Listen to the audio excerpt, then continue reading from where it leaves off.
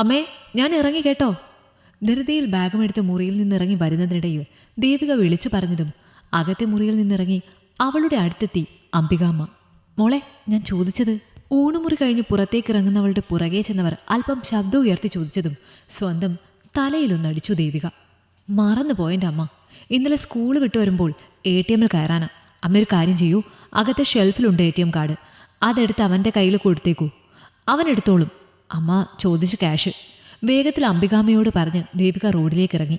നടന്നതും അകത്തെ മുറിയിൽ അവരുടെ സംസാരമെല്ലാം കേട്ടുനിന്ന മനു വേഗത്തിൽ പുറത്തേക്കിറങ്ങി വന്നു. ഒപ്പം അവൻ്റെ ഭാര്യ നീതുവും. ATM കാർഡ് എടുക്കാനല്ലേ അമ്മ പറഞ്ഞത്? ഞാൻ കണ്ടിട്ടുണ്ട് ചേച്ചിയുടെ ഷെൽഫിനകത്ത്. എവിടെ കാർഡ് ഇരിക്കുന്നതെന്ന്? ഞാൻ എടുത്തോണ്ട് വരാം.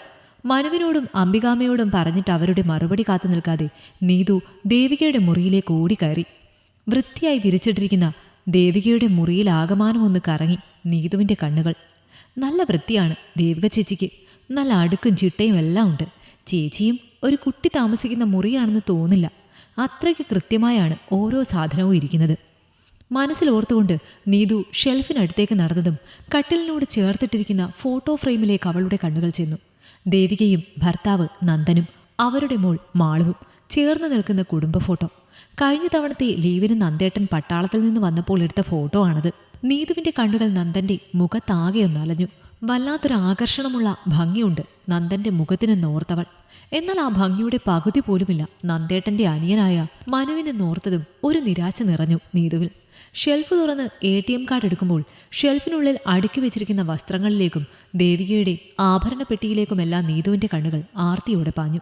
കാർഡുമെടുത്ത് തിരികെ വന്നത് മനുവിനെ ഏൽപ്പിക്കുമ്പോൾ വല്ലാതെ മുറുകിയിരുന്നു നീതുവിൻ്റെ മുഖം. മനുവത് ശ്രദ്ധിക്കുകയും ചെയ്തു. അന്ന് രാത്രിയിൽ തന്നിൽ നിന്നകന്ന് കമിഴ്ന്നു കിടക്കുന്ന നീതുവിനെ അമ്പരന്ന് നോക്കി മനു. സാധാരണ താൻ കിടക്കാൻ വരുമ്പോഴേക്കും തൻ്റെ നെഞ്ചോരം ചായുന്നവളാണ്. ഇന്ന് എന്തു പറ്റി?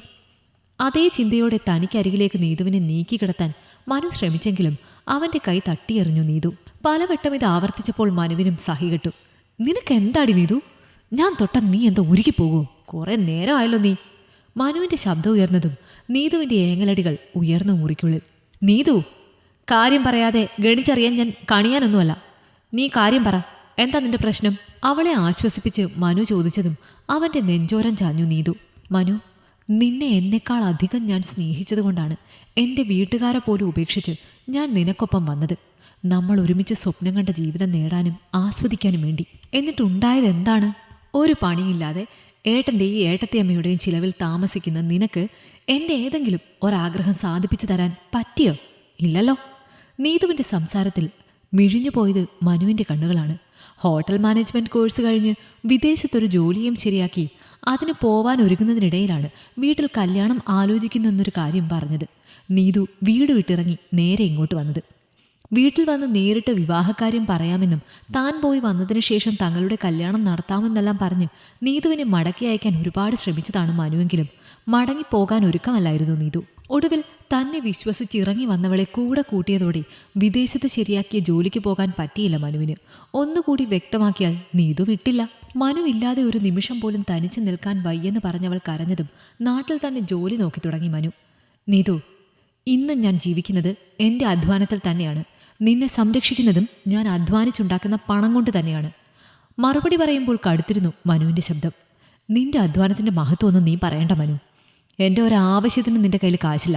എല്ലാം നീ നടത്തി തരുന്നത് നിന്റെ ഏട്ടത്തിയോടും ഏട്ടനോടും കടം വാങ്ങിയിട്ടല്ലേടാ. കണ്ട പഠിക്ക് നീ നിന്റെ ഏട്ടനെ.